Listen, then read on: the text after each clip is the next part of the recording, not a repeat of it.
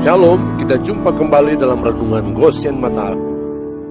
Haleluya, saudaraku sekalian yang dikasihi dan diberkati Tuhan. Renungan pagi hari ini bertema Bahasa Roh, Tanda Baptisan Roh Kudus. Bacaan firman terambil dari Kisah Para Rasul pasal 2 ayat yang keempat. Demikian firman Tuhan. Maka penuhlah mereka dengan Roh Kudus, lalu mereka mulai berkata-kata dalam bahasa-bahasa lain, seperti yang diberikan oleh Roh itu kepada mereka untuk mengatakannya. Pencurahan Roh Kudus di loteng Yerusalem di hari Pentakosta yang tercatat dalam Kisah Para Rasul 2 adalah penggenapan dari nubuat dan janji-janji Tuhan yang disampaikannya melalui para nabinya, bahkan oleh Yesus sendiri. Tercatat di dalam Yehezkiel pasal 36 ayat 25-27, pasal 47 ayat 1-12, Matius pasal 3 ayat yang ke-11, Lukas pasal 24 ayat 45 sampai ayat 49, Yohanes pasal 7 ayat 37-39, pasal yang ke-14 ayat 16-17 dan ayat yang ke-26. Pasal 15 ayat 26, pasal 16 ayat 7, Kisah Rasul pasal 1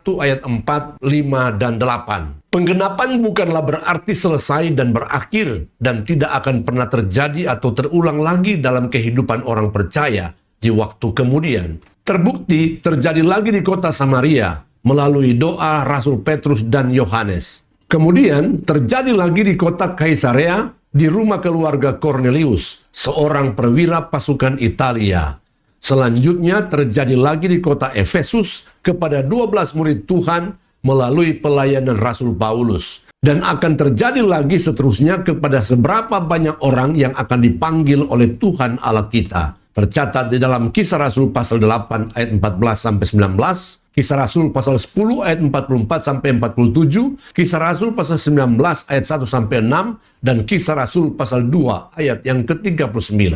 Alkitab mencatat dengan sangat jelas bahwa ketika Roh Kudus dicurahkan untuk membaptis atau memenuhi orang percaya, maka berkata-kata dengan bahasa roh akan dan pasti menjadi tandanya. Karena itulah bahasa roh belum dan tidak pernah ada dan terjadi sebelum pencurahan Roh Kudus di hari Pentakosta itu. Inilah tanda yang disediakan dan disiapkan khusus oleh Allah untuk setiap orang percaya yang menerima baptisan Roh Kudus. Saudara-saudaraku terkasih dalam Yesus, ada yang berkata, tetapi orang Samaria tidak dituliskan kalau mereka berbahasa roh. Tidak ditulis bukan berarti tidak berbahasa roh. Karena Simon si tukang sihir melihat sesuatu yang belum pernah ia lihat sebelumnya terjadi saat itu. Sama seperti yang terjadi di keluarga Cornelius. Dalam Kisah Rasul pasal 8 ayat 18 dan 19. Ketika Simon melihat bahwa pemberian Roh Kudus terjadi oleh karena rasul-rasul itu menumpangkan tangannya, ia menawarkan uang kepada mereka serta berkata, berikanlah juga kepadaku kuasa itu, supaya jika aku menumpangkan tanganku di atas seseorang,